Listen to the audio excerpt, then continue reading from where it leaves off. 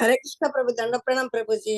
हरे हरे कृष्ण कृष्ण प्रभु जी दंडवत प्रणामालंడి। हरे कृष्ण प्रभु जी दंडवत प्रणाम।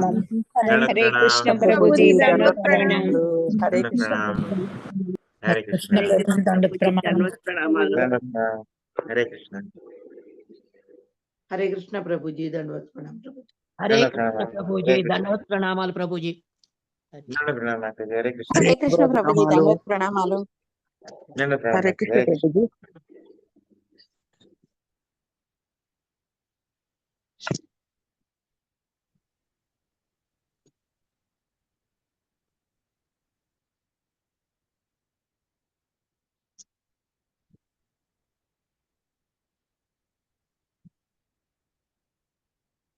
ॐ अज्ञानतिमिरान्तस्य ज्ञानाञ्जनाशलाकया चक्षुरुन्मीलितं येन तस्मै श्रीगुरवे नमः। श्रीचैतन्यमनोभीष्टं स्थापितं येन भूतले स्वयं रूपकदा मह्यं ददाति स्वपदान्तिकम्। नमो विष्णुपादाय कृष्णप्रेष्ठाय भूतले श्रीमते भक्तिवेदान्तस्वामिन्निति नामिने। नमस्ते सारस्वती देवे गौरवाणी प्रचारिणे निर्विशेषशून्यवादी पाश्चात्यदेशतारिणे।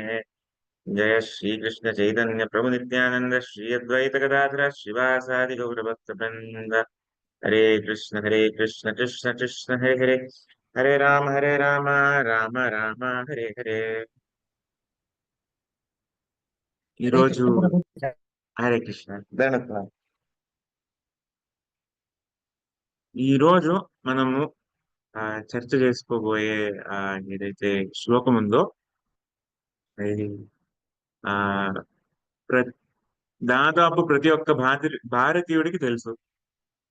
4వ అధ్యాయం దివ్య జ్ఞానం నుంచి 7, 8 మొదలుపెట్టే ముందు ఒకసారి వాంఛాకల్పతరుభ్యశ్చ కృపా సింధుభ్యేవ చ పతితానాం పావనేభ్యో వైష్ణవేభ్యో నమో నమః. మూకం కరోతి వాచాలం పంగుం లంఘయతే గిరిం యత్కృపాతమహం వందే శ్రీగురుం దీనకారణం. యదా యదా హి ధర్మస్య గ్లానిర్భవతి భారత అభ్యుత్థానం అధర్మస్య తదాత్మానం సృజామ్యహం.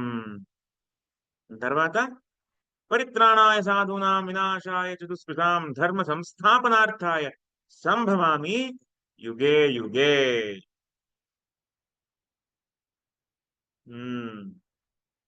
చూడండి కృష్ణుడు ఏమంటున్నాడు అంటే మన ముందు క్లాస్ లో విన్నాము ఏంటి కృష్ణుడు ఏంటంటే చెప్తున్నారు ఈ ఏదైతే ఈ దేహం ఉందో పూర్తిగా దివ్యమైనది.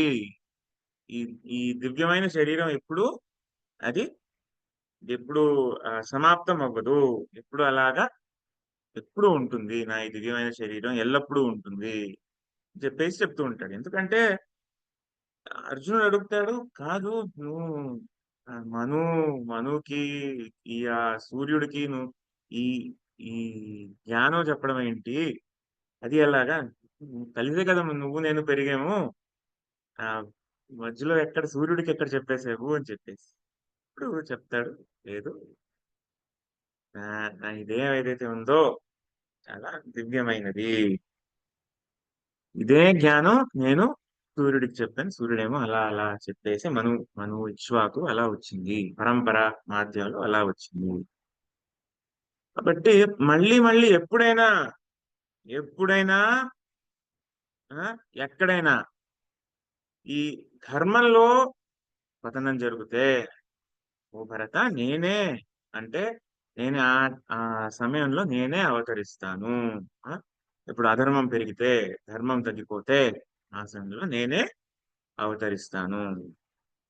అవతరించి ఏం చేస్తాను అది కూడా చెప్పారు. ఎవరైతే ధర్మాన్ని ఎవరైతే పాలిస్తారో వాళ్ళని కాపాడడానికి, ఎవరైతే అధర్మాన్ని పెంచుతారో వాళ్ళని అణిచివేయడానికి, మళ్ళీ ధర్మ స్థాపన చేయడానికి నేనే ప్రతి యుగానికి నేనే వస్తూ ఉంటాను చెప్తూ ఉంటాడు అన్నమాట.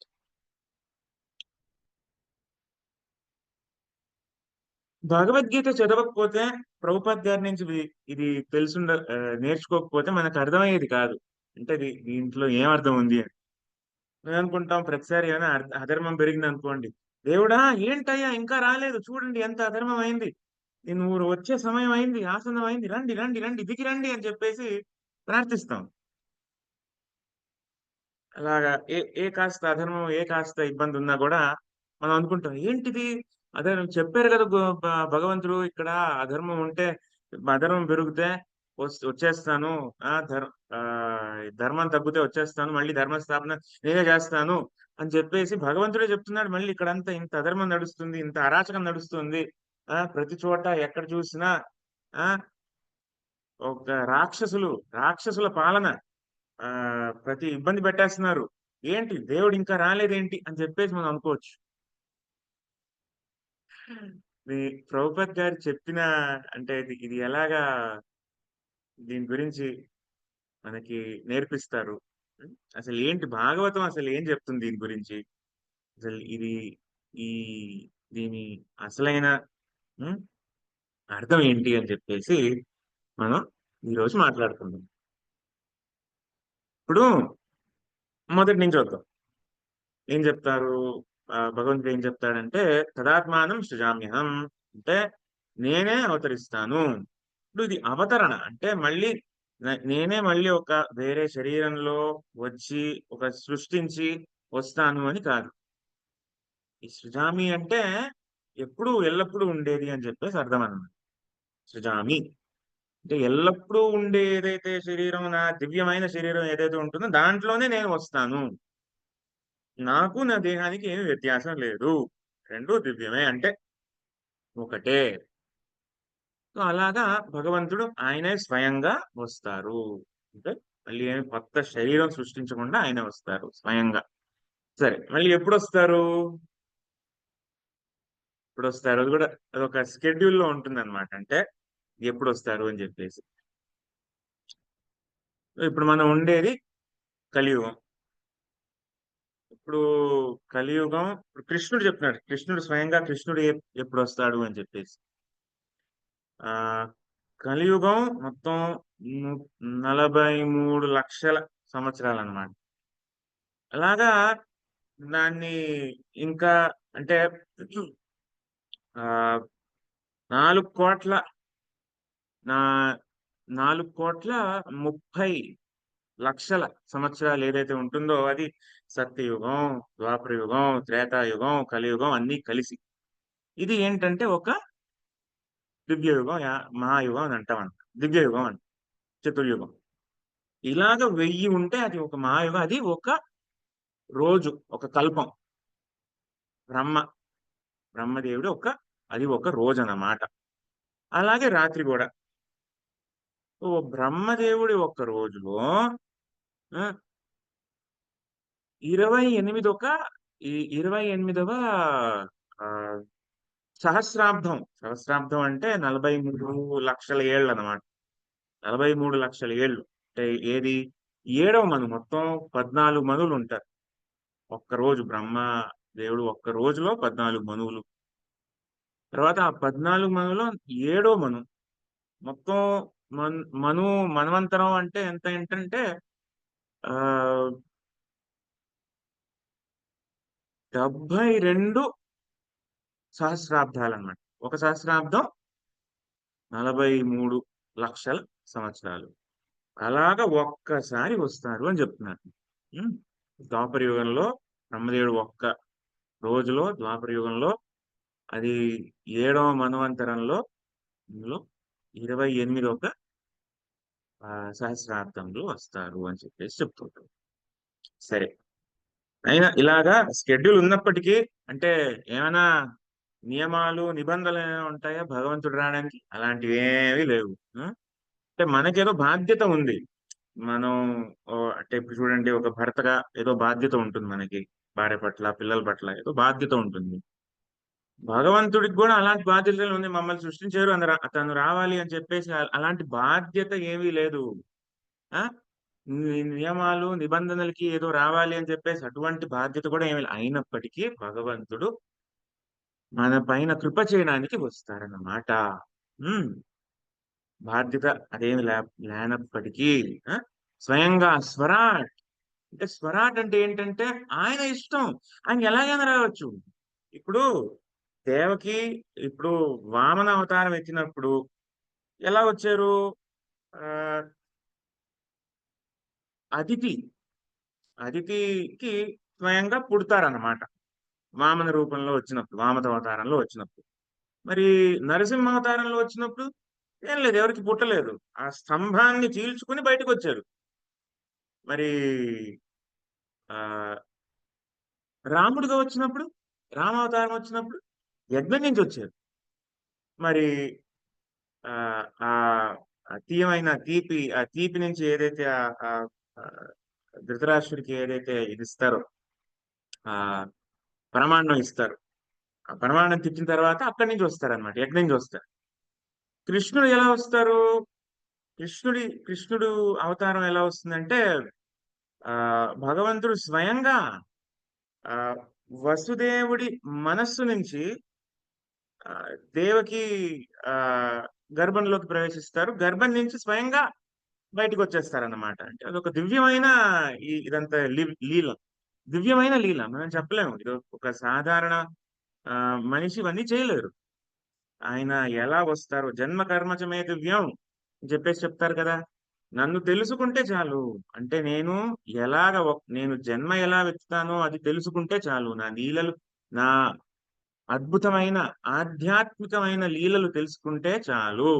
మళ్ళీ ఎవరు ఈ భౌతిక ప్రపంచంలో మళ్ళీ పుట్టరు, మళ్ళీ వాళ్ళకు ఒక దేహం అనేది లభించదు అని చెప్పేసి చెప్తారన్నమాట. అలాగా భగవంతుడు ఎలాగైనా రావచ్చు అన్నమాట. ఆయనకి పూర్తి స్వతంత్రం ఉంది, ఎలాగైనా రావచ్చు. కానీ వచ్చినప్పుడు ఏం చేస్తారు అని చెప్పేసి చెప్తున్నారు అనమాట. నేను ఎందుకు వస్తాను అని చెప్పేసి, నా ఉద్దేశం ఏంటి అని చెప్పేసి చెప్తున్నారు. అండ్ దీని తర్వాత అంటే సరే, ధర్మం తగ్గినప్పుడు, అధర్మం పెరిగినప్పుడు భగవంతుడు వస్తారు. సరే, వచ్చారు. ప్రతి యుగంలో వస్తూ ఉంటారు అని చెప్పేసి చెప్తూ ఉన్నారు. ప్రతి యుగంలో ప్రతిసారి వస్తూ ఉంటారు అని చెప్తూ ఉంటారు. ఒక మంచి ఆ శ్లోకం ఉందన్నమాట. ఆ కుంతిదేవి పాడతారు. ఇవన్నీ భగవద్గీత అంతా చెప్తారు కదా, కురుక్షేత్రంలో చెప్తారు. కురుక్షేత్ర యుద్ధం అయిన తర్వాత అప్పుడు ఆ హస్తినాపురం నుంచి ఇంకా వెళ్ళిపోతున్నారు అనమాట. ఇంకా భగవంతుడు వెళ్ళిపోతున్నారు. ఆ వెళ్ళే సమయంలో కుంతిదేవి స్తుతిస్తారనమాట భగవంతుడికి. అందులో శ్లోకం వస్తుంది.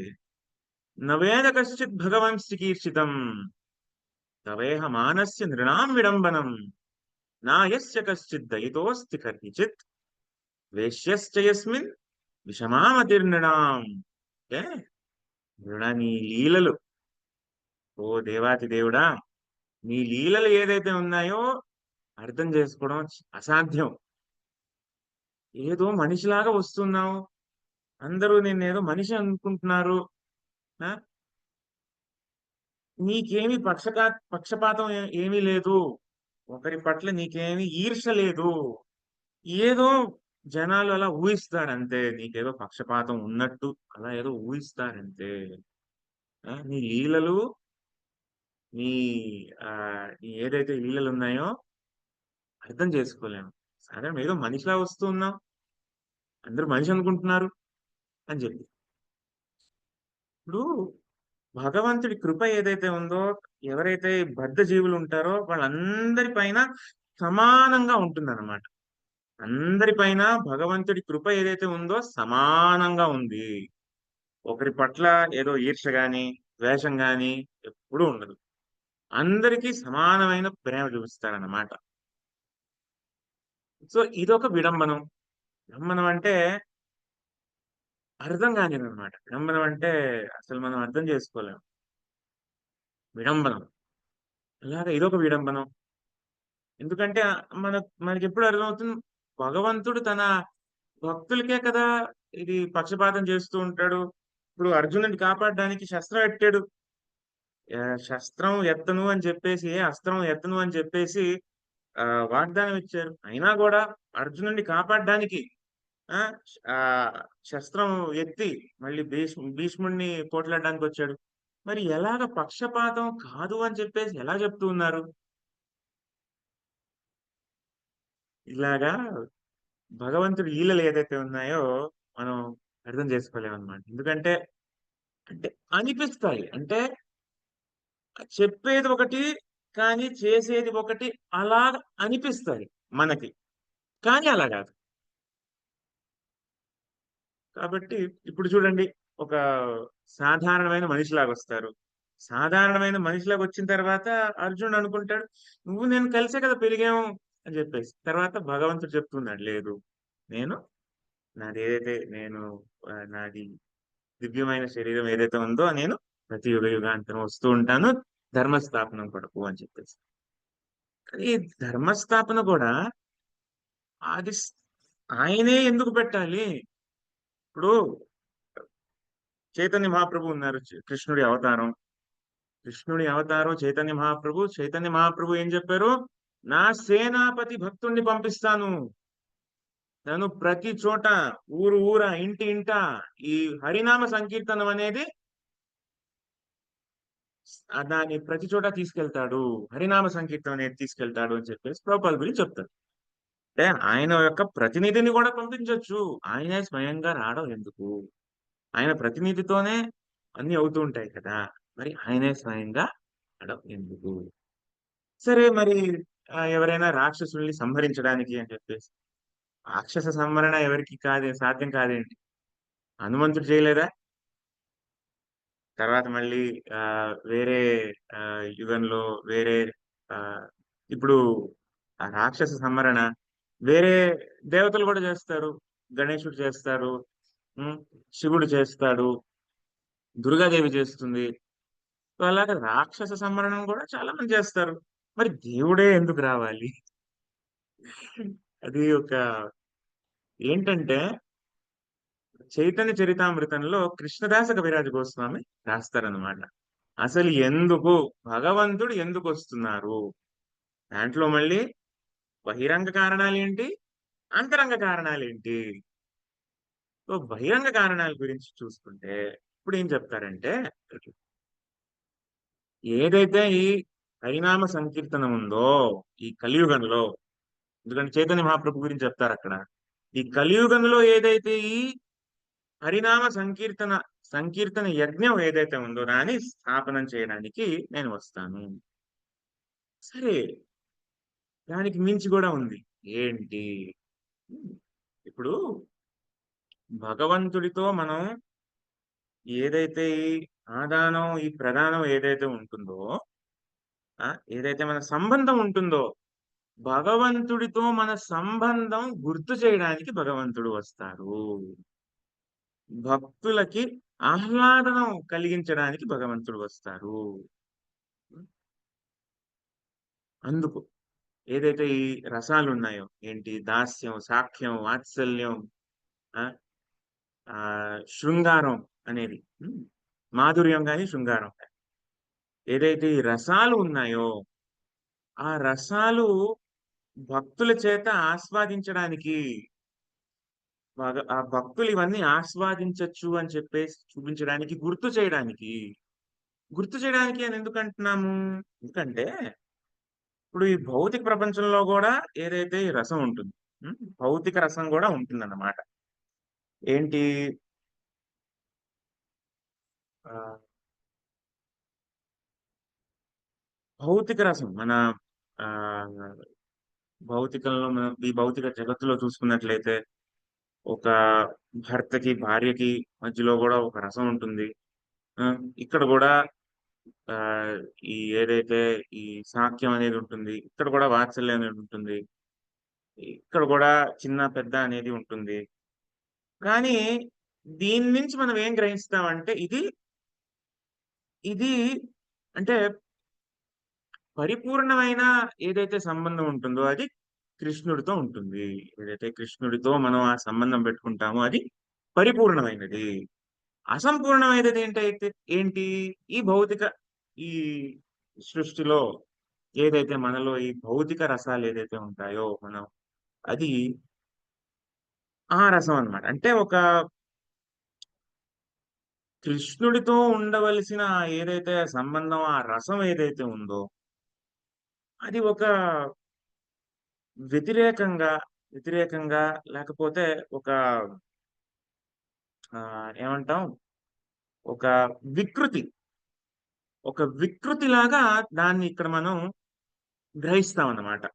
ఏదైతే మనం భౌతిక ఏదైతే ఈ రసాలు ఉంటాయో ఆ వికృతిలాగా మనం చూస్తాం. అంటే ఇది ఇంకొక దీనికి ముందు వెళ్లే ముందు మళ్ళీ ఇంకొకసారి డౌట్ రావచ్చు. అంటే ఏంటి మనలో ఏదైతే ఇవన్నీ సంబంధాలు ఉన్నాయో అన్ని తప్పా? అంటే ఏదైతే ఈ ఆహ్, ఆహ్, భర్త, భార్య మధ్య ఏదైతే సంబంధం ఉంటుందో అది తప్పా? ఆహ్, తల్లి, పిల్లలు మధ్య ఏదైతే సంబంధం ఉంటుందో అది తప్పా? వెంటనే ఈ ప్రశ్న అనేది, ఈ సందేహం అనేది మనకు రావచ్చు. ఏంటంటే ఎంతవరకు మనం ఆ సంబంధంలో కృష్ణుడిని కేంద్రించకపోతే తప్పు. అవును. అది మనకి అవసరం లేదు. ఇంకా మమ్మల్ని భౌతిక ఈ ప్రపంచంలోనే ఇంకా మమ్మల్ని జోడిస్తుంది, కట్టివేస్తుంది, బంధిస్తుంది. కానీ అదే ఏదైతే సంబంధంలో మనం కృష్ణుడిని కేంద్రం పెడుతున్నామో, అంటే ఒక భార్యాభర్త ఆహ్, అంటే ఒక ఆహ్, ఏదో ఒక సామాన్యమైన కుక్క, పిల్లి అటువంటి జీవనం గడపకుండా అంటే ఆహార నిద్య భయమైతునం అటువంటి జీవనం గడపకుండా అంటే అంటే అది ఒక దానికి ఒక మనిషికి పెద్ద తేడా ఏమి ఉండదు. ఈ ఒకటే పని. కానీ మనం కృష్ణుడిని కేంద్రం పెట్టాలి అంటే ఏం చేయాలి? కలిసి, కలిసి జపం చేయడం, కలిసి మందిరాలకెళ్ళడం, కలిసి ప్రసాదం వండి సేవించడం, కృష్ణుడి సేవ చేయడం, భగవంతుడి ఏదైతే ఈ భగవద్గీత, భాగవతం ఏదైతే ఉందో అది చదవడం, దాంట్లో ఆనందం తీసుకోవడం, పిల్లలకు నేర్పించడం, పిల్లలకు కూడా ఇలా ఈ ప్రసాదం తినిపించడం. ఇదేంటంటే అప్పుడు ఈ సంబంధంలో మనం మధ్యలో మనం కేంద్రంలో కృష్ణుడిని పెడుతున్నట్టు. అప్పుడు ఏంటంటే ఏదైతే మనం భౌతికం అని అంటున్నామో అది ఆధ్యాత్మికం అవుతుంది. ఏదైనా ఈ ప్రపంచంలో ఏదైనా మనం భౌతికం ఏదైతే అంటున్నామో అది కృష్ణుడిని కేంద్రం పెట్టేస్తే అది ఆధ్యాత్మికం అయిపోతుంది. దాని స్వభావం అనేది మారిపోతుంది. అది మళ్ళీ మనం భౌతికం అనేది మనం అలాగా పలకలేమన్నమాట. అంటే అది ఆధ్యాత్మికం అయిపోయింది. ఎందుకంటే కృష్ణుడు కేంద్రంలో ఉన్నారు. అది. అది వ్యత్యాసం. అది నేర్పించడానికి భగవంతుడు స్వయంగా వస్తారు. ఏదైతే ఈ రసం ఏదైతే ఉందో, ఏదైతే ఈ సంబంధం ఏదైతే ఉందో అది గుర్తు చేయడానికి, గుర్తు చేసి మన ఏదైతే ఈ కృష్ణుడితో ఈ మర్చిపోయిన రసం ఏదైతే ఒక వికృతిలాగా మనం వేరేలాగా మనం నడిపే రసం దాన్ని గుర్తు చేసి దాన్ని అది కృష్ణుడిని కేంద్రం పెట్టమని చెప్పేసి గుర్తు చేసి కృష్ణుడితో సంబంధం పెట్టుకో అని చెప్పేసి అది నేర్పడానికి అది మళ్ళీ మనకు ఆ అవకాశం ఇవ్వడానికి భగవంతుడు వస్తారు ఆయన లీలలు చేస్తారు ఇది నేర్పించడానికి అన్నమాట. ఇలాగ అంటే ఏదైతే ఈ ఆ ఆ సంబంధం ఏదైతే ఉందో అది నేర్పించడానికి, అది తెలియజేయడానికి. తర్వాత ఏదైతే అధర్మం ఉందండి. ఇప్పుడు ఈ కలియుగంలో ఏంటండి అధర్మం? హ్మ్. హరినామం పలకకపోవడం. ఎందుకంటే ధర్మం ఏంటి? హరినామం పలకడం. అధర్మం ఏంటి? హరినామం పలకకపోవడం. కృష్ణుడిని మర్చిపోవడం. కృష్ణుడిని మనం మర్చిపోయి మన మన కార్యక్రమాల్లో కృష్ణుడిని వదిలేసి మనం ఏదో చేయడం. అదే ఈ యుగంలో ఉన్న అధర్మం. కాబట్టి ఏం చెప్తారు? అందుకే మళ్ళీ అందరికీ ఇది నేర్పించడానికి వస్తాను. ఏదైతే ఈ కంక్లూజన్ అనేది ఉంటుందో ఈ భగవద్గీత, భాగవతంలో ఆహ్, ఇదే అన్నమాట. అంటే మనం భగవంతుడికి సేవ చేయాలి. అంటే ఏంటి? కంక్లూజన్ ఏంటి? సర్వధర్మాన్ పరిత్యజ్య మామేకం శరణం వ్రజ త్వాం సర్వ పాపేభ్యో మోక్షయిష్యామి మా శుచ. సర్వధర్మాన్ పరిత్యజ్య అంటే అన్ని ధర్మాలు త్యక్తం చేసి భగవద్ధర్మాన్ని పాటించడం.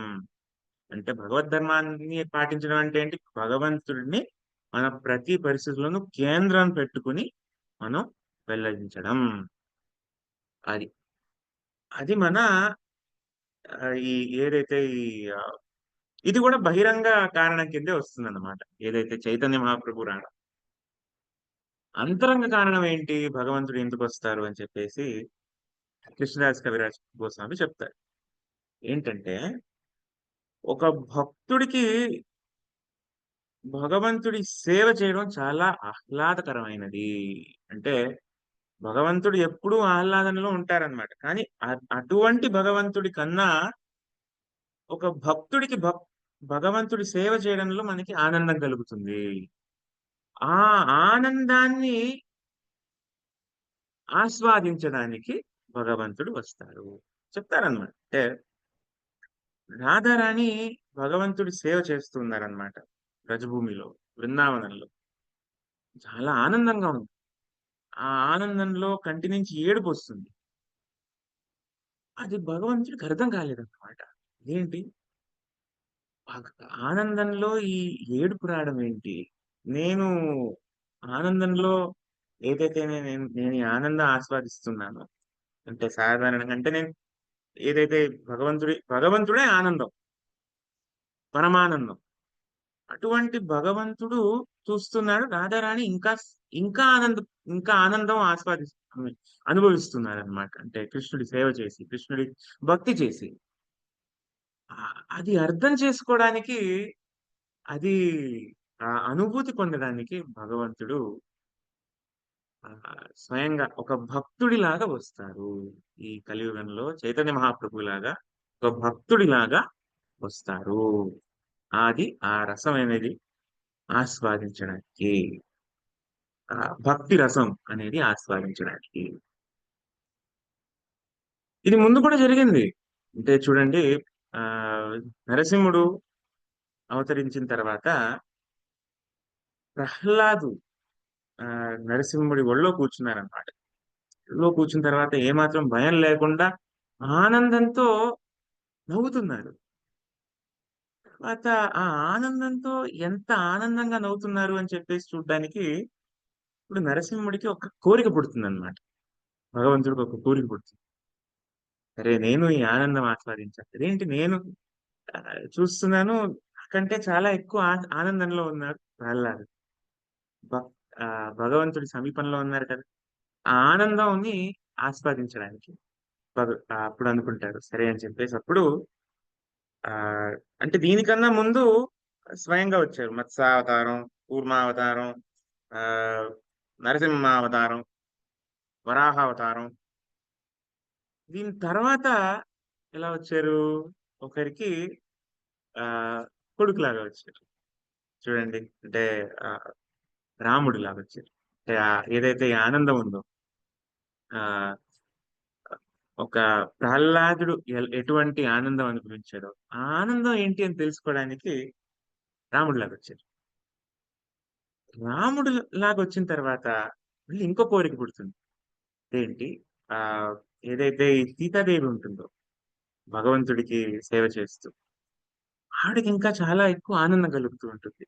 భగవంతుడికి సేవ చేస్తూ, రాముడికి సేవ చేస్తూ, అది మళ్ళీ ఆస్వాదించడానికి అలాగా కృష్ణులాగా వస్తారు. ఇదే మళ్ళీ చైతన్య మహాప్రభు లాగా మళ్ళీ వస్తారన్నమాట. ఏంటి, ఆనందం అనేది ఆస్వాదించడానికి.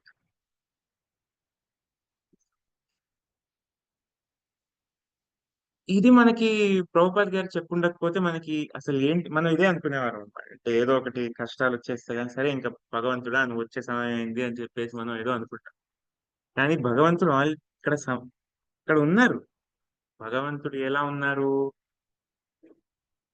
కలియుగే కృష్ణ నామావతార. అంటే ఈ కలియుగంలో కృష్ణుని అవతారం ఇంకోటి ఏంటి, నామావతారం, హరినామ సంకీర్తనం. హరినామం లాగా కృష్ణుడు అవతరిస్తారు. అంటే చైతన్య మహాప్రభుతో పాటు హరినామం కూడా అవ- అదే సమయంలో అవతరిస్తుందన్నమాట.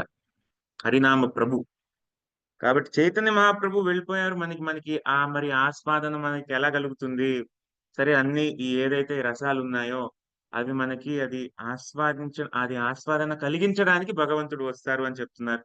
మరి ఇప్పుడు లేరు కదా చైతన్య మహాప్రభు, మళ్ళీ 500 ఏళ్ళ క్రితం వెళ్ళిపోయారు కదా. మరి ఇప్పుడు మనం ఎలా ఆస్వాదన మనం ఎలా కలిగించుకోవాలి అని చెప్పేసి మనకి ఆ సందేహం రాకముందే చెప్తున్నారు ఇక్కడ భగవంతుడు హరినామం రూపంలో వచ్చారు. ఇక్కడ ఉన్నారు. హరినామ ఏదైతే ఈ అవతారం ఉందో దాంతోనే ఉన్నారు. ఈ హరినామం చాలు మన మనసులో ఏదైతే ఈ అధర్మం ఉందో అది తొలగించడానికి, అనర్థాలు తొలగించడానికి, అరిషడ్ వర్గాలు ఏదైతే ఉన్నాయో తొలగించడానికి, ఏదైతే మన మనసులో దాక్కునున్న ఈ రాక్షసుల్ని తొలగించడానికి, నిర్మూలనం చేయడానికి హరినామం ఒకటే చాలు. ఆ హరినామంతోనే అన్ని ఏదైతే ఆ ఈ వినాశనం ఏదైతే దుష్కృతాం వినాశాయ దుష్కృతాం అంటున్నారో హరినామంతోనే ఈ కలియుగంలో సాధ్యం. కాబట్టి దీన్ని మనం పాటించాలి అంటే, దీన్ని మనం ఆస్వాదించాలి అంటే హరినామం పట్ల ఇంకొంచెం మనం అంటే సీరియస్ గా దాన్ని మనం పొద్దున్నే లేచి ఏదైతే మనం సాధన చేస్తూ ఉంటామో అది చేసి మనం పొద్దున్నే మంగళారతి అది ఆ అంటే అది ఆరతికి వెళ్ళి దాని తర్వాత మనం ఆరతి చేసి భగవంతుడు ఆరతి చేసి దాని తర్వాత హరినామం జపం చేసి చాలా అంటే సీరియస్ గా దాన్ని తీసుకుని హరినామ జపం చాలా స్పష్టంగా చాలా అంటే తీవ్రంగా ప్రతి ఒక్కసారి భగవంతుడిని పిలుస్తూ ఉంటే మనకి తప్పకుండా ఏదైతే ఈ రసాభావం అనేది ఉంటుందో అది ఆస్వాదం అవుతుంది. భగవంతుడు ఇది చైతన్య మహాప్రభు చెప్తున్నారు, కృష్ణ ప్రేమ ఇవ్వడానికే వచ్చారు. అంటే ఏదైతే ఈ కృష్ణ ప్రేమ అనేది ఉందో అది చైతన్య మహాప్రభు వల్లనే మనకి లభిస్తుంది. ఇంకా ఏ అవతారం, ఇంకా ఏ రూపం, ఇంకా ఏ మాధ్యమంలో కూడా మనకి లభించదు. చైతన్య మహాప్రభు ద్వారానే ఈ కృష్ణ ప్రేమ అనేది మనకి లభిస్తుంది. అందుకే మనం ఈ పంచతత్వ మంత్రాన్ని ఎప్పుడు మనం జపం చేసే ముందు మనం పాటిస్తాము. అంటే దాన్ని చెప్తాం, దాన్ని జపం చేస్తాం. జయ శ్రీకృష్ణ చైతన్య ప్రభు నిత్యానంద శ్రీ అద్వైత గదాధర శ్రీవాసాది గౌర భక్త బృంద. పంచతత్వలాగా ఈ కృష్ణుడు వస్తారనమాట. పంచతత్వాలు ఈ ప్రతి ఒక్క తత్వానికి ఒక గొప్పతనం ఉందన్నమాట. భగవత్ తత్వం, వైష్ణవ తత్వం, భక్తి తత్వం, శక్తి తత్వం, ఈ ఏదైతే అన్ని తత్వాలు నుంచి వస్తారో అందుకే పంచతత్వ అని చెప్పేసి మనం ఆ కృష్ణుడు ఏదైతే 5 రూపాలు ఉంటాయో కలియుగంలో పూజ చేస్తాం అన్నమాట. ప్రధానమైన రూపం చైతన్య మహాప్రభు, కానీ నిత్యానంద ప్రభు, అద్వైతాచార్య, గదాధర పండిత్, శ్రీవాస్ ఠాకూర్ వీరు పంచతత్వం. వీరి దీవెనతోనే మనకి కృష్ణ ప్రేమ అనేది మనకి లభిస్తుంది. కృష్ణ భక్తి చేస్తూ మనకి కృష్ణ ప్రేమ మనం పొందగలం. కృష్ణ భక్తికి ఒక ఉద్దేశం ఏంటా ఉద్దేశం? ప్రతి అవతారానికి ఏదైతే ఉద్దేశం ఉంటుందో ప్రతి అవతారంలో ఒక ఉద్దేశం ఉంటుంది. అలాగే ఈ చైతన్య మహాప్రభు ఏదైతే ఈ అవతారం ఉందో దాని ఉద్దేశం ఏంటంటే అందరికీ ఎవరు అర్హులు, ఎవరు అర్హులు కారు అది ఏమి చూడకుండా అందరికీ ఇవ్వడానికి సిద్ధంగా ఉన్నారు. ఏంటది? కృష్ణ ప్రేమ. ఆ కృష్ణ ప్రేమని పొందడానికి అది మన ఉద్దేశం ఉండాలి. చైతన్య మహాప్రభు శరణు తీసుకుంటే అప్పుడు మనకి ఏదైతే కృష్ణ ప్రేమ ఉందో మనకి లభించగలదు. చైతన్య మహాప్రభుని మనం మెప్పించాలి? చైతన్య మహాప్రభుని మెప్పించడానికి ఏదైతే చైతన్య మహాప్రభు యొక్క ఈ ఆందోళన ఉందో దాంట్లో మనం సహకరిస్తే చాలు. దీంట్లో సహకరించి దీంట్లో పాల్గొని చెప్తారు. యజ్ఞై కృష్ణం సాంగోపాంగస్త్ర పార్షదం యజ్ఞై సంకీర్తనై ప్రాయే యజంతి సుమేధస. బుద్ధి గల వాళ్ళు ఈ కలియుగంలో ఏం చేస్తారు? చైతన్య మహాప్రభు యొక్క ఈ ఆందోళనలో పాల్గొంటారు. వాళ్ళందరూ అస్త్రశస్త్రాలు పట్టుకుంటారు. ఏంటి అస్త్రశస్త్రాలు అంటే ఏంటి? అస్త్రశస్త్రాలు అంటే కత్తులు కటార్లు కాదు. మన ఏదైతే ఈ మృదంగం, కరతాలు, ఇది మన భగవద్గీత అస్త్రశస్త్రం. ఇదే మన అస్త్రశస్త్రం ఈ కలియుగంలో. ఇది పట్టుకుని మనం ఏం చేస్తామంటే సంకీర్తనం చేస్తాం. సంకీర్తన చేస్తూ ఉంటే తప్పకుండా అక్కడ చైతన్య మహాప్రభు ఉంటారు. ఒక చిన్న కథ చెప్తామన్నమాట. ఒకసారి Chaitanya Mahaprabhu south India tour చేస్తున్నారన్నమాట. అంటే మన దక్షిణ భారత ఏదైతే యాత్రలో ఉన్నారనమాట. అదే సమయంలో నిత్యానంద ప్రభు ఇది బెంగాల్లో అప్పుడు వేరే భక్తులందరితో కలిసి అక్కడ సంకీర్తనం చేస్తున్నారన్నమాట. ఆ సంకీర్తనం చేసే సమయంలో అప్పుడు నిత్యానంద ప్రభు చెప్తారు, మీ అక్కడ ఏంటంటే ఒక ఒక మల్లెపూల పరిమళం వస్తుంటుందన్నమాట. అది మల్లెపూలు సాధారణంగా ఆ ఏదైతే ఆ మాసంలో బెంగాల్లో దొరకదన్నమాట. కానీ ఆ ఆ సమయంలో మల్లెపూల వాసన వస్తుంది ఆ సంకీర్తన చేసే సమయంలో. అప్పుడు నిత్యానంద ప్రభు చెప్తారు, ఇక్కడ చైతన్య మహాప్రభు ఉన్నారు. ఆ సంకీర్తనం చేస్తూ ఉన్నప్పుడు చైతన్య మహాప్రభు దక్షిణ దక్షిణ భారతదేశం నుంచి మళ్ళీ వెంటనే అక్కడ ప్రత్యక్షమయ్యారన్నమాట. ఆ సంకీర్తనం జరుగుతున్నప్పుడు. సంకీర్తనం అంటే చైతన్య మహాప్రభుకి అంత ఇష్టం. ఎక్కడైనా మనం మన మంచి మనసుతో ఆ కృష్ణుడి ప్రీత్యర్థం కోసమే, మన ఏదో మన లాభాలు దానికోసం కాకుండా కృష్ణుడిని ప్రీతించాలి అని చెప్పేసి ఏదైతే ఆ భావంతో మనం సంకీర్తనం చేస్తామో ఆ సమయంలో స్వయంగా చైతన్య మహాప్రభు అక్కడ వస్తారు, చూస్తారు, ఆనందిస్తారు, ఉంటారు. అది మనం నమ్మాలి. ఏదైతే ఈ ఆ, ఆ, ఒకసారి సంకీర్తనం జరిగింది ఇక్కడ ఆ, న్యూయార్క్ లో సంకీర్తనం జరిగింది. అక్కడ ప్రభుపాదులు వారు ఉన్నారు. ఆ, సంకీర్తన జరుగుతున్నప్పుడు అందరికీ చెప్పారు, ఏ గట్టిగా గట్టిగా గట్టిగా వాయించండి, గట్టిగా సంకీర్తనం చేయండి అని చెప్పి హరినామ సంకీర్తన మధ్యలో అది మధ్యలో ఆపేసి నారద మునిలే బజాయ వీణ అని చెప్పేసి పాడడం మొదలు పెట్టారనమాట. ఏంటి అందరికి అర్థం కాలేదు ఏమైంది అని చూస్తే చెప్తారు, ప్రభుపాదులు వారు చెప్తారు, నారద ముని వచ్చారండి మన సంకీర్తనం చూడ్డానికి. మీరందరూ ఏదైతే సంకీర్తన చేస్తున్నారో అది చూడ్డానికి నారద ముని స్వయంగా వస్తున్నారు, చూస్తున్నారు అని చెప్పేసి అడిగితే చెప్పారు చాలా ఆనందంతో చూశారంట.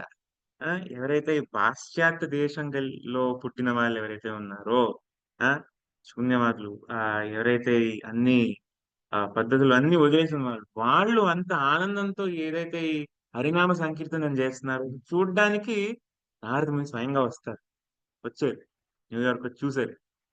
అదే విధంగా ఆ, అందరూ దేవతలు వస్తారు, చైతన్య మహాప్రభు వస్తారు, అందరూ వస్తారు. చైతన్య మహాప్రభు వస్తే అందరు దేవతలు వస్తారు, చూస్తారు. కాబట్టి మనం ఏంటంటే ఈ ఏదైతే హరినామ సంకీర్తనం ఉందో చాలా మనం ఆ ఆ సీరియస్ గా సిన్సియర్ గా నిజాయితీగా మనం ఇది ఈ ఈ ఈ ఆ, ఈ ఆందోళనలో తోడ్పడి మనం చేస్తే మనం మన జీవితాన్ని పరిపూర్ణం చేసుకున్నట్లు అవుతుంది. ఏదైతే కృష్ణుడితో మన ఏది సంబంధం ఉందో అది కూడా మన మన మనసులో అది వ్యక్తం అవుతుంది. దీంతో మనం ఇక్కడ ఆపుతాం. హరే కృష్ణ హరే కృష్ణ కృష్ణ కృష్ణ హరే హరే, హరే రామ రామ రామ హరే హరే.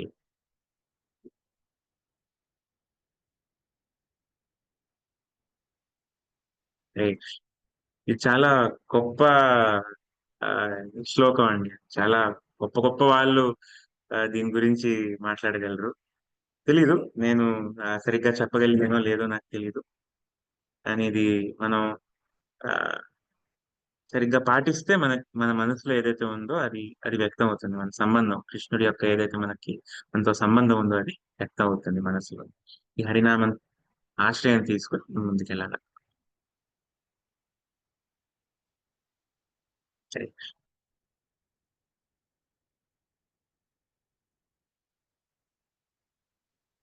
ఎవరికైనా ప్రశ్నలు ఉన్నాయండి?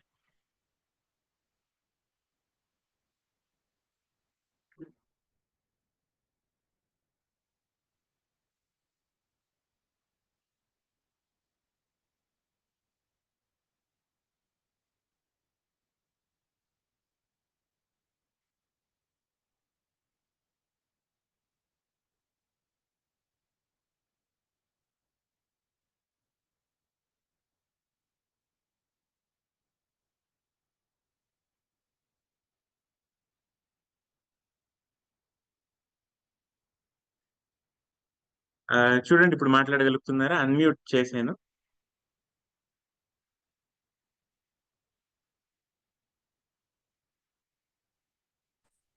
హరే కృష్ణ ప్రభుజీ.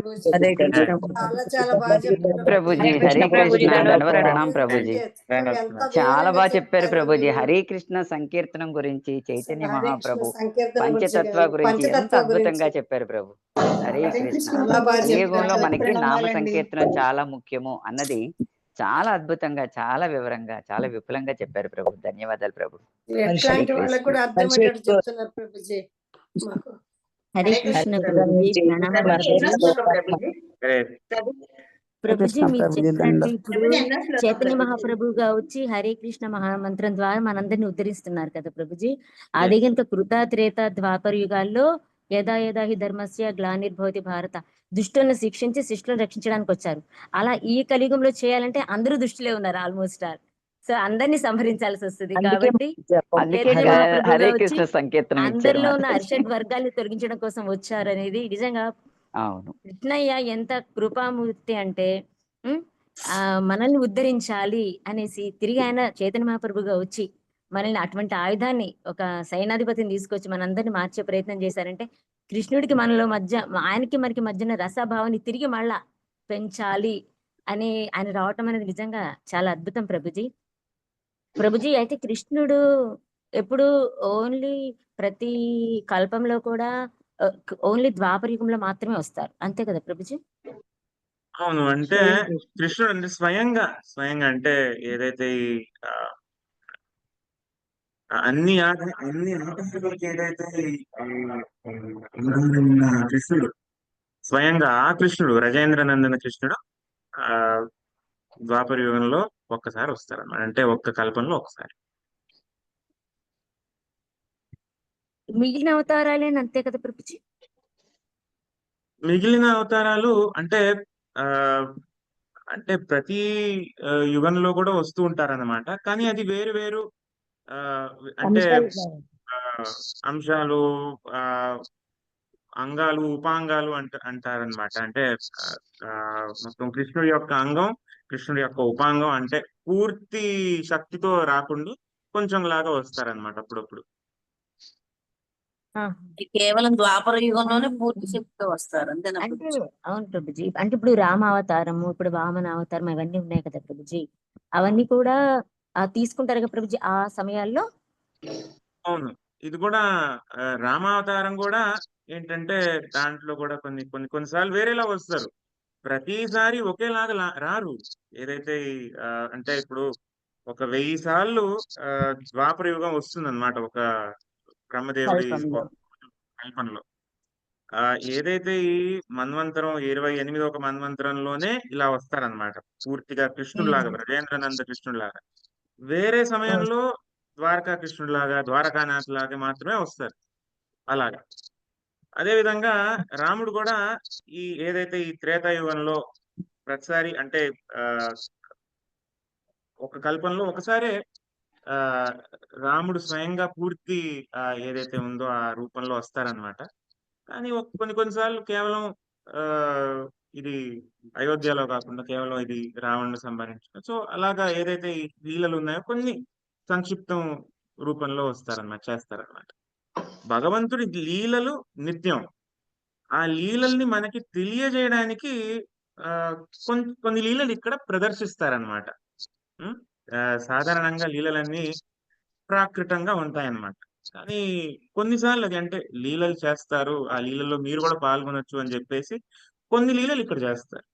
అలాగా ఏదైతే ఈ పూర్తి లీల ఏదైతే ఉంటుందో అది ఒక్కసారి జరుగుతుంది అనమాట.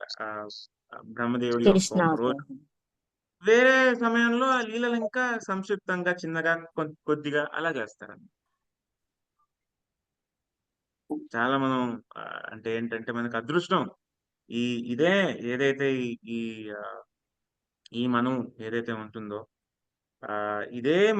ఇదే మన్వంతరంలోనే మనం కూడా ఉన్నామన్నమాట. కృష్ణుడు ఇప్పుడే వచ్చారు, రాముడు ఇప్పుడే వచ్చారు, చైతన్య మహాప్రభు ఇప్పుడే వచ్చారు. ఇదే ఆ ఇదే ఇదే కల్పనలో అన్ని నడుస్తూ ఉన్నాయి అన్నమాట. ఇదే మనం ఏదైతే అందులోనే ఉన్నాం.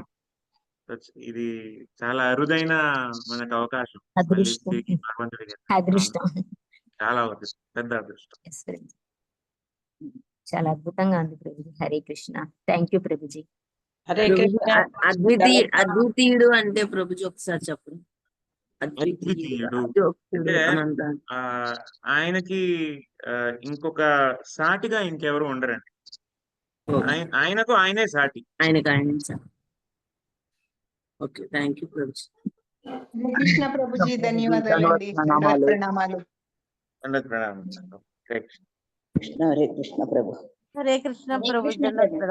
కృష్ణ ప్రభుజీ హరే కృష్ణ ప్రభుజీ దండవత్ ప్రణామాలు. హరే కృష్ణ ప్రభుజీ హరే కృష్ణ ప్రభుజీ. కృష్ణ ప్రభుజీ ధన్యవాదాలు. హరే కృష్ణ ప్రభుజీ. ప్రభుజీ ఎన్నో శ్లోకాలు హరే వచ్చాయి? కృష్ణ ప్రభుజీ దండవత్ శ్లోకం ప్రణామాలు. 4వ అధ్యాయం 7, 8. హరే కృష్ణ ప్రభుజీ. హరే కృష్ణ ప్రభుజీ దండోత్ ప్రణామం. హరే కృష్ణ ప్రభుజీ. భగవంతుడికి అవసరం లేకపోయినా మనకి మాధుర్యం పంచటం కోసం ఆయన అవతారం తీసుకొని వస్తాడు అనేది చాలా బాగుంది ప్రభుజీ. చాలా బాగా ఇదైంది. అంటే ఆయనకేం అవసరం లేదు మన కోసం. మనకు కావాల్సిన లోకం మనకు సృష్టించి పంపించేశాడు. కానీ మన కోసం మళ్ళీ మనల్ని తన దగ్గరికి తెచ్చుకోవటం కోసం, మనల్ని ఉద్ధరించడం కోసం మళ్ళీ ఆయన అవతారం ఎత్తి ఇన్ని కష్ట నష్టాలు అనుభవించి మనకు చూపించి ఇవన్నీ కూడా భౌతిక ప్రపంచంలో ఇలా ఉంటాయి, మీరు వీటన్నిటిని దాటి రావాలి అని చెప్పడానికి ఒక ఇది చాలా బాగుంది ప్రభుజీ. హరే కృష్ణ ప్రభు. పరమాత్మ రూపంలో ఉండి మనకు ఇండైరెక్ట్ గా దారి చూపిస్తున్నారు. మళ్ళీ ఆయన స్వయంగా వస్తున్నారు ప్రభుజీ. స్వయంగా తర్వాత హాఫ్ శక్తితోట, ఫుల్ శక్తితోట అన్ని రకాలుగా వస్తున్నారు. అసలు దానికన్నా మించి గురువుల రూపాన ఎంత మందిని మూల మూలకు పంపిస్తున్నారు ప్రభుజీ. అసలు అది చాలా ఆశ్చర్యం ప్రభుజీ. ఇదంతా చైతన్య మహాప్రభు యొక్క కృప అండి. ప్రభుజీ మీరు చెప్పినట్టుగా కలియుగంలో. అదే ప్రభుజీ గురువుల రూపాన వచ్చి మనకు ఎంత మాకు దారి చూపిస్తున్నారంటే ప్రతి అడుగు తప్పు పడకుండా ఎన్ని రకాలుగా చూపిస్తున్నారండి. పొద్దున భగవద్గీత రూపాన, కీర్తన రూపాన ఎన్ని రకాలు. ఎందుకంటే దానికి బాగా అట్రాక్ట్ అయిపోయాం ప్రభుజీ. ఎప్పుడు గురువు మాతోనే ఉంటున్నారు అనేటట్టు పుస్తక రూపంలో ఉన్నారు, కీర్తన రూపంలో ఉన్నారు, నామ సంకీర్తన రూపంలో ఉంటున్నారు, మాతోనే ఉంటున్నారు అనిపిస్తుంది ప్రభుజీ. హరే కృష్ణ ప్రభుజీ. ఇప్పుడు మనం ప్రతి పనిలో కృష్ణుడిని తలుచుకోవాలి అని అంటారు. మనం పని చేస్తున్న టైంలో ఒకవేళ కృష్ణుడు గుర్తు రాకపోవచ్చు, కానీ అసలు మనం ప్రతిదీ కృష్ణుడికి అర్పిస్తున్నట్టు అంటే ఇప్పుడు భోజనం చేస్తున్నప్పుడు అంటే భోజనం మంత్రం చదువుకుంటాము, కానీ పని చేస్తున్నప్పుడు ఆ హడావుడిలో మనం కృష్ణ ఇది నీకు సమర్పయామి అనలేకపోవచ్చు. అంటే మరి దీనికి ఏంటి అసలు అది ఎలా తలుచుకోవటం అంటే ఎలా అసలు దానికి ఏమైనా ఇంకొక విధానం ఏమైనా ఉంటుందా? ఉంది అంటే నిత్యం హరే కృష్ణ మహామంత్రం చేస్తూనే ఉంటాం కదా, చేస్తున్నప్పుడు మరి అంటే ఒక మాల తీసుకొని జపం చేయటమే కాకుండా 24 hours అంటే మనం మేలుకు ఉన్నంతసేపు, మనం నిద్రపోయినప్పుడు చేసే అంత గొప్పవాళ్ళం ఇంకా కాలేదు కాబట్టి మేలుకున్నంతసేపు చేస్తూ ఉంటాము. కానీ మరి ఏదైనా పని చేసేటప్పుడు ఇది కృష్ణ నీకు, నీ కోసం, దీని ప్రతిఫలం నాకొద్దు ఇలా చెప్పుకోలేం కదా. అంటే దీనికి ఏంటి మరి పద్ధతి? పిల్లలకు చదువు చెప్పేటప్పుడు కానీ ఏదైనా ప్రభుజీ వేరే కొంచెం డైవర్షన్స్ ఉంటాయి, చిన్న తప్పకుండా ఉంటుందండి. తప్పకుండా ఉంటుంది. ఎలాగా అంటే మీకు ఉదాహరణ ఇస్తాను. ఇప్పుడు మీరు పనికి వెళ్తున్నారు అనుకోండి, మీ బాబుకి జ్వరం చేసింది అనుకోండి, ఆ ధ్యాస మొత్తం సమయం ఉంటుందా? అయ్యో బాబుకి అలాగా జ్వరం చేసింది, అయ్యో ఇది తొందరగా ఇది చేయాలి కాబట్టి ఇలా ముగించాలి, అయ్యో బాబు ఇప్పుడు ఏం చేస్తున్నావు, భోజనం చేసాడా లేదా, తర్వాత చేస్తూ ఉంటాం. కానీ ఇది ధ్యాస ఓకే ఇప్పుడు జ్వరం తగ్గిందా లేదా, ఆ ధ్యాస ఉంటుంది కదా, పూర్తి సమయంలో అదే ధ్యాస ఉంటుంది కదా. అది ఏంటి అంటే మనకి మన బాబు అంటే మనకి ప్రేమ, ఆ ప్రేమ ఉంటుంది కాబట్టి మనకేంటంటే ప్రతి సమయం ఆ ధ్యాస అనేది ఉంటుంది అన్నమాట. అదే విధంగా మనం ప్రతి పని మనం ఎలా చేస్తున్నామో మనం సక్రమంగా చేయొచ్చు. కానీ ఏంటంటే మనలో ఆ ప్రేమ అనేది పెరిగితే మనం ఏంటంటే కృష్ణుణ్ణి రకరకాలుగా వివిధ విధాలుగా మనం కృష్ణుణ్ణి తలుచుకోవచ్చు అన్నమాట. అంటే ఇది మనం ఏదో పని చేస్తున్నాం అనుకోండి, అయ్యో కృష్ణ ఇది సరిగ్గా రావాలి కొంచెం చూడవయ్యా ఇదేదో నేనేదో చేస్తున్నాను, ఏదో ప్రాజెక్ట్ టైప్ చేస్తున్నాను, ఏదో లెటర్ టైప్ చేస్తున్నాను, ఇదన్నీ కొంచెం సరిగ్గా ఉండేటట్టు చూడవయ్యా అని చెప్పేసి అలా మనం వేడుకుంటాం. తర్వాత అయిపోయిన తర్వాత సరే ఈ రోజు అది ఇది కోరికలాగా అయిపోతుంది అవదా ఇలాంటి ప్రభుజీ? ఉం?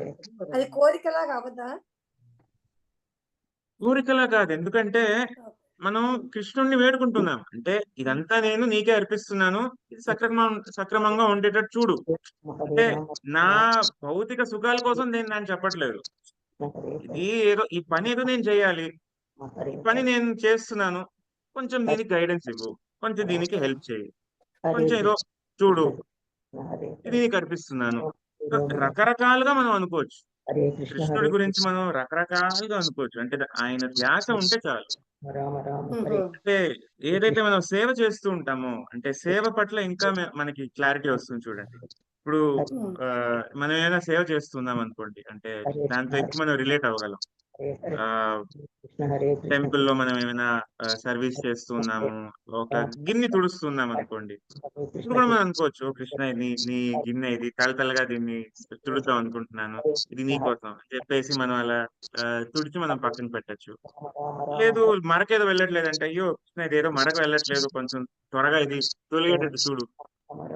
అలాగా మనం ప్రతి సమయంలో కృష్ణుడి గురించి మనం అలాగా చేస్తూ ఉండొచ్చు అన్నమాట. మనం ఏంటంటే భౌతిక పనిలో మనం ఏమైనా హెల్ప్ అడిగితే అది కృష్ణుడిని ఏదో వేడుకున్నట్టు మనకు అలా అనిపిస్తుంది. కానీ అదే సేవలో మనం భగవంతుడిని హెల్ప్ అడిగితే ఇప్పుడు అది ఆ పద్ధతి మనకి సరైనది అనిపిస్తుంది. ఏదైతే మన భౌతిక పని కూడా మనం కృష్ణుడి కోసం చేయడం మొదలు పెట్టామనుకోండి, ఏదైతే మన భౌతిక పని కూడా అది కూడా మనం కృష్ణుడి కోసం చేయడం మొదలు పెడితే ఇప్పుడు అది కూడా ఒక భౌతిక పని అనేది మనం ఆ భౌతిక పని ఆధ్యాత్మిక పని అయిపోతుంది అన్నమాట. ఎందుకంటే అది కృష్ణుడి కోసం ఇంకా ఇప్పటి నుంచి ఏదైతే క్షత్రియుడు అర్జునుడు పోట్లాడుతున్నాడో అది కృష్ణుడి కోసం మాతాజీ చేస్తున్నాడు. మీరు మ్యూట్ చేసుకుని మాతాజీ, లక్ష్మీ మాతాజీ.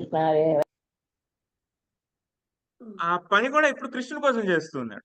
సో ఇప్పుడు సాధారణంగా సాధారణంగా మనం ఏదో ఫైట్ చేస్తున్నాం అనుకోండి, ఈ బాణం వాడి నెత్తి మీద తగలాలి కృష్ణ చూడు అని చెప్పేస్తే అప్పుడు మనం ఆ అది ఆధ్యాత్మికం అని చెప్పేసి అర్థం చేసుకోలేకపోవచ్చు. కానీ ఇప్పుడు కృష్ణుడే చెప్పాడు ఈ యుద్ధం నువ్వు చేయి అని చెప్పేసి. సో అర్జునుడు ఇలాగా బాణం వదిలేటప్పుడు అనుకుంటూ ఉంటాడు, ఈ బాణం నేను వదులుతున్నాను వాడి నెత్తికి తగలాలి అని చెప్పేసి. సో అలాగా మనం ఏ పనైనా మనం కృష్ణుడి కేంద్రంలో పెట్టామనుకోండి, కృష్ణుడి కేంద్రంలో కృష్ణుడి కోసం చేస్తున్నాం అనుకోండి, అప్పుడు ఆ పని కూడా ఆధ్యాత్మికం. ఆ ఆధ్యాత్మికమైన పనిలో కూడా మనం కృష్ణుడిని వేడుకుంటూ ఉంటే అప్పుడు మనం సరైన ఆ దారిలో ఉన్నట్టు. ఆధ్యాత్మిక పని చేస్తూ కృష్ణుడిని తలుచుకోకపోతే ఇంకా దాని ఫలితం ఏంటండి? ఆధ్యాత్మిక పని చేయడమే కృష్ణుడిని మళ్ళీ మళ్ళీ మళ్ళీ మళ్ళీ తెలుసుకోవడం కోసం. ఎందుకంటే మీరు అంటున్నట్టు మనం బయట ఏదో పని చేస్తున్నాం అనుకోండి, అది భౌతిక పని అనుకోండి, అంతగా తలుచుకోలేము. ఎందుకంటే మనం తలుచుకుంటే డిస్ట్రాక్ట్ అయిపోతాము, వేరేదేదో చేయాలి. కానీ అదే పని మనం కృష్ణుడి కోసం చేస్తే అది ఆధ్యాత్మిక పని అయిపోయింది. అప్పుడు మనం ఎన్నిసార్లైనా మనం కృష్ణుడిని తలుచుకునే అవకాశం వస్తుందన్నమాట. అందుకు మనం ఏదైతే సేవ ఉందో చేయాలన్నమాట. ఇప్పుడు మనం మనం ఏదైతే 24 గంటలు మనం సేవ చేస్తూ ఉంటే అప్పుడు మనం కృష్ణుడి గురించి ఎక్కువగా మనం ఆ ఆలోచించవచ్చు, కృష్ణుడినే మనం ఎక్కువగా తలుచుకోవచ్చు. ఇది ప్రాక్టికల్ టిప్ అన్నమాట. ఇందాక ప్రాక్టికల్ టిప్ అడిగారు ఇదే. మనం ఏం చేస్తున్నాం, మొత్తం సేవ అంతా కృష్ణుడి కోసం 24 hours పెట్టేసామంటే అప్పుడు మనం ఎలాగైనా కృష్ణుడిని తలుచుకుంటూనే ఉండాలి. అంటే అది అవకాశం, కృష్ణుడిని తలుచుకోవడానికి ఒక అవకాశం. ఏదైతే మనం సేవ చేస్తూ ఉంటామో కానీ అప్పుడు కృష్ణుడిని తలుచుకోవట్లేదు, అది మన సేవ ఏదైతే ఉందో మనకి అంత పూర్తి ఫలితం రాదు, మనం ఉపయోగించుకోవట్లేదు. అది ఆ సేవ అనేది కృష్ణుడి గురించి మనం అనుకోవడానికి, అంటే కృష్ణుడిని ఆడవాళ్ళ తలుచుకోవడానికి. ప్రతి పనిలో తలుచుకోవచ్చు కదా ప్రభుజీ. అంటే అది ఒక వంట ప్రతి చేసే పనిలో విధానం కాకుండా తలుచుకోవచ్చు. గిన్నెలు అది తోముతున్నా, బట్టలు భౌతికంగానే ఉంటుంది ఉతుక్కుంటున్నా, కదా ప్రభుజీ. బట్టలు ఉతుక్కుంటున్నా, ఏదైనా కానీ తలుచుకోవచ్చు. అవన్నీ భౌతిక పనులే కదా ప్రభుజీ, కానీ ఇప్పుడు భౌతికంలో ఇప్పుడు కూడా కృష్ణుడు భౌతిక ఇప్పుడు సాధారణంగా ఒక క్షత్రియుడు ఇలాగా ఒక ఆ ఏం బాణం కొట్టడం భౌతిక పని, సాధారణంగా భౌతిక పనే కదా అది. ఎస్ ప్రభుజీ. కానీ అది ఆధ్యాత్మికం అయిందా? కృష్ణుడి కోసం చేస్తున్నాడు కదా, అది ఆధ్యాత్మికం అయింది కదా. అదే విధంగా ఏదైనా భౌతిక పని అని మనం అనుకుంటూ ఉంటే ఇప్పుడు చూడండి, ఒక ఏదైతే లాయర్ జుహు టెంపుల్, ఇది మన ముంబైలో జుహు ఇస్కాన్ టెంపుల్, అది ఏంటి ఆ ఆ సమయంలో కోర్టుకి వెళ్ళింది అనమాట. ఆ ల్యాండ్ ఇస్కాన్ది కాదు, వదిలేయాలి అని చెప్పేసి వాళ్ళు అలాగా కోర్టులో కేసేసారు. ఇప్పుడు అంటే అప్పుడు ప్రభుపాదులు వారు చెప్పారు, వెళ్ళి మీ కోర్టులో మీరు పోట్లాడండి, వెళ్ళండి కోర్టులో పోట్లాడండి. అప్పుడు ఒక ఆయన శిష్యుడు, ఆయన ఒక సన్యాసి, నాకెందుకో ఇది భౌతికంగా అనిపిస్తుంది. ఎందుకంటే నేను భగవద్గీత చెప్పలేకపోతున్నాను కానీ కోర్టులో కేసులు ఏదైతే ఉన్నాయో ఆ సెక్షన్లు, ఆ సబ్ సెక్షన్లు అవి నోట్లో వచ్చేస్తున్నాయి, భగవద్గీతలో శ్లోకాలు రావట్లేదు అని చెప్పేసి చెప్తారనమాట.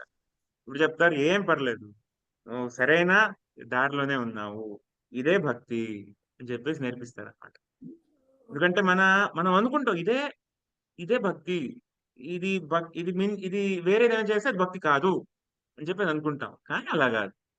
ఒక అర్జునుడు ఇది మన బాణం కొట్టడం ఎలాగైతే భక్తి అయితే, ఆ ఎవరైతే మన సన్యాసి తమాల్ కృష్ణ గోస్వామి మహారాజ్, ఆయన ఈ కోర్టులో కేసు కొట్టడం అయితే ఇది మనం అంటే భౌతిక పని అని చెప్పేసి మనం చెప్తున్నాం. అంటే కృష్ణుడు కోసం చేస్తుంటే సౌండ్ వినపడడం లేదు. మీ సౌండ్ వాయిస్ రావట్లేదు వినిపించట్లేదు ప్రభుజీ. ప్రభుజీ. మన్నించండి. ఇప్పుడు వస్తుందా? ఇప్పుడు వచ్చింది ప్రభు, ఇందాక కట్ అయ్యింది. ఓకే. సో ఏదైతే పని మనం కృష్ణుడి కోసం చేస్తున్నామో దాన్ని ఇప్పుడు మనం ఆధ్యాత్మిక పని అని చెప్పేసి మనం భావించాలి. అది భౌతిక పని కాదు. కృష్ణుడి కోసం చేస్తున్నాం. కృష్ణుడి మందిరాన్ని కాపాడడానికి కోర్టుకు వెళ్ళాం, అది ఆధ్యాత్మిక పని. ఆ సమయంలో అలాగే అంటే భగవద్గీత ఆడవాళ్ళు శ్లోకాలు ఇల్లు రాకపోవచ్చు. ఊడ్చుకుంటున్నా కానీ ప్రభు అప్పుడు మన భౌతిక అంటే మన ఇంట్లో పర్సనల్ గా చేసుకునేది ప్రభు, మన ఇప్పుడు మన ఇల్లు పిల్లల గురించి ఊడ్చుకుంటున్నా కానీ అనుకోవడం, అవి ఎలా కృష్ణుడి చేస్తారు ప్రభు? గృహాన్ని క్లీన్ చేసామని అనుకోవాలి. కృష్ణుడు అవును, ప్లేస్ భలే చెప్పారు. అది అదే అండి, కృష్ణుడి ఏదైతే మనం ఇంట్లో ఏదైతే పూజ గది మంచిగా పెట్టి ఇది కృష్ణుడి ఇల్లు లాగా మనం భావిస్తే, అదొక మందిరం లాగా మనం భావిస్తే, మందిరాన్ని ఎంత మనం శుభ్రంగా శౌచంగా అలా మనం ఉంచుకుంటాం, అదే విధంగా మనం ఉంచుకునే కృష్ణుడు ఇక్కడ ఉన్నాడు, కృష్ణుడు ఇక్కడ ఉన్నాడు, ఈ సమయంలో ఇలాగ అరవకండి, ఈ సమయంలో ఇక్కడ చేయండి, ఈ చోటు శుభ్రంగా ఉంచండి, ఇది ఈ పాత్రలు, అలాగా అన్ని మనం కృష్ణుడే ఇది ఇల్లు, ఈ ఇల్లు కృష్ణుడిది అని చెప్పేసి మనం భావిస్తూ ఉంటే, ఇప్పుడు అది కూడా మనం ఏదైతే ఇల్లు శుభ్రం చేస్తూ ఉంటాం కూడా ఇది కూడా ఆధ్యాత్మిక పని అవుతుంది.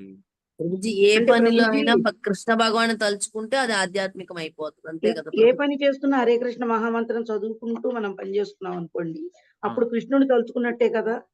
తప్పకుండా, అవును. ఓకే ప్రభుజీ, అదొక్కటి నాకు తెలుసు. Thank you Prabhuji. అంటే ఖచ్చితంగా ఈ పని నీ కోసము అని చెప్పాలా, లేకపోతే మన హరే కృష్ణ చేసుకుంటూ మనం పనులు చేసుకుంటే అవి ఆధ్యాత్మికం అవుతాయా, ఇది నాకు కొంచెం డౌట్ అనమాట. అంటే ఇప్పుడు మనం ఏదైనా పని చేస్తూ ఉన్నాము, అది మనం ఒకటేమో చెప్పడం, ఇంకోటేమో దాన్ని పాటించడం. కృష్ణ ఇది నీళ్లు అని చెప్పేసి ఒకవైపు చెప్తూ మనం ఇష్టం వచ్చినట్టు పార్టీలు గాని అవి గాని ఇవి గాని అలా ఇంట్లో పెట్టుకుంటే అప్పుడు కృష్ణుడు ఇల్లు ఎలా అయింది కదా. అదే విధంగా చెప్పాలి, పాటించాలి, చెప్పకపోయినా పాటించినా కూడా పర్లేదు. అది ప్రభుజీ. ఓకే, థ్యాంక్స్ ప్రభుజీ, ధన్యవాదాలు ప్రభు. నా డౌట్ తీరింది. హరే కృష్ణ ప్రభుజీ. హరే కృష్ణ మాకు ప్రభుజీ. అందరి సందేహాలు తీరాయి ప్రభుజీ. మేము అనుకునే వాళ్ళు కృష్ణుడి కోసం చేసేయి అనేసి అని ఇప్పుడు బాగా అర్థమైంది ప్రభుజీ. మనం ఏ బట్టలు ఆడవాళ్ళు మాలాంటి వాళ్ళు గృహిణులు ఏ చేసుకున్నా కానీ ఇప్పుడు ఏదైనా బట్టలు క్షమించండి ప్రభుజీ, నేను ఉతుక్కున్నా కానీ కృష్ణుడికి పరిశుభ్రమైన బట్టలు కట్టుకుని పూజ చేయాలి కాబట్టి ఉతుక్కుంటున్నాము. కరెక్ట్, భలే చెప్పారు. అవును, ఇది మంచి, ఇదే మన కృష్ణ భావనామృతం ఇదే నేర్పిస్తుంది. సరిగ్గా చెప్పారు. అవును, అలా అనుకుంటూ చేసుకుంటుంటే కృష్ణుడిని ఎప్పుడు స్మరించుకుంటున్నట్లే ఉంటుంది. అవును, అంటే భావన అలాగే ఉంటది. జపం కూడా చేసేటప్పుడు కూడా హరే కృష్ణ అది మనకు మనసులో ఆడుతూ ఉంటది కాబట్టి మనం చేసే పనులు కూడా ఈ విధమైన భావన చేసుకోవాలి. అవును, ఇలా చేస్తూ ఏంటంటే మొత్తం 24 గంటలు మనం కృష్ణుడి గురించి తలుచుకుంటూ ఉండగలం. ఇలా ఇలా ఇలా ఇదే మొదటి మెట్టు. ఇలా ఇలా ఇలా చేస్తూ ఉంటే మనం కృష్ణుడి గురించి ప్రతిగా తలుచుకుంటూ ఉండగలం. హరే కృష్ణ ప్రభుజీ. ఇప్పుడు మర్చిపోయే సమస్య ఉండదు ప్రభుజీ. ఎందుకంటే ఇటువైపు క్లాసెస్, ఇటువైపు జప, ఇటువైపు పనులు చేసేటప్పుడు ఈ విధమైన ఆలోచనతో చేసుకుంటుంటే అన్ని కృష్ణమయమే అయిపోతుంది. కృష్ణుడి సెంటర్ గా పెట్టుకున్నట్టు అయిపోతుంది. ఇప్పుడు ఈ ఆదిలీల శ్రీకృష్ణ చైతన్య శ్రీ చైతన్య చరితామృతంలో ఆదిలీలలో మొదటి అధ్యాయం 6వ శ్లోకం ఉంది కదా ప్రభుజీ, శ్రీ రాధయ ప్రణయ మహిమ కీదృశో అనేది. అది దీనిలో కృష్ణదాస కవిరాజ్ గోస్వామి చెప్పారన్నారు. అంటే చదవటం అంటే ఏంటి ప్రభుజీ? ఇది నాకు అర్థం అవ్వలేదు. అది మొదటి అధ్యాయంలో 6వ శ్లోకం అండి. అవును ప్రభుజీ. ఓకే. అంటే రాధారాణి యొక్క ప్రేమ యొక్క గొప్పతనాన్ని తెలుసుకోవడం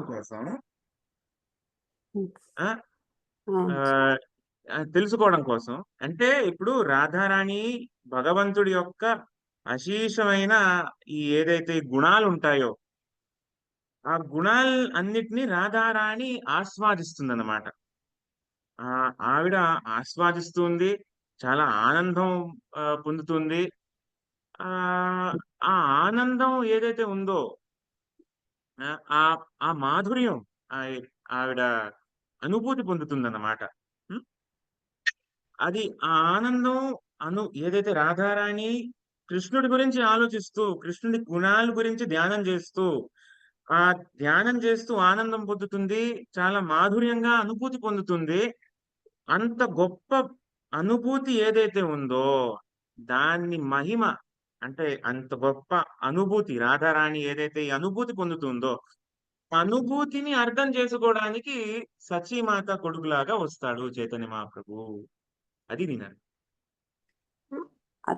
అర్థమైంది ప్రభుజీ. ఇక్కడ ఇది కృష్ణదాస్ కవిరాజ్ గోస్వామి ఈ శ్లోకం అర్థం ఆయన చెప్పారనా, లేకపోతే అది నాకు అర్థం లేదు. అది ఒక చోట ఇదంతా కృష్ణదాస్ కవిరాజ్ గోస్వామి రాశారు చైతన్య చరితామృతం అంతా. దీంట్లో ఆ అర్థం ఏదైతే ఉందో అంటే బెంగాలీలో ఏదైతే ఉందో దాన్ని ఆంగ్లంలోకి దాన్ని ఏదైతే అర్థం ఉందో శ్రీల ప్రభుపాదులు వారు ఇచ్చారన్నమాట. ఏదైతే బెంగాలీలో ఉందో దాని అర్థం ప్రభుపాదులు వారు ఇచ్చారు. బెంగాలీలో కృష్ణదాస్ కవిరాజ్ గోస్వామి గారు రాశారు. అవును. కొంచెం బెంగాలీ ఉంటుంది, కొంచెం సంస్కృతం ఉంటుంది. ఇది బెంగాలీలో రాశారు కానీ ఇది యాక్చువల్లీ సంస్కృతం అన్నమాట. ఈ శ్లోకం ఏదైతే చెప్పారో. హరే కృష్ణ ప్రభుజీ. హరే కృష్ణ. థ్యాంక్ యూ ప్రభుజీ. హరే కృష్ణ. Thank you. హరే కృష్ణ. హరే కృష్ణ ప్రభుజీ. ధన్యవాదాలు ప్రభుజీ ఇంతవరకు చెప్పిన. హరే కృష్ణ. హరే కృష్ణ ప్రభుజీ. Thank you Prabhuji. సింధుభ్యేవ చ పతితానాం పావనేభ్యో వైష్ణవేభ్యో నమో నమః. జై మహాప్రభు की జై.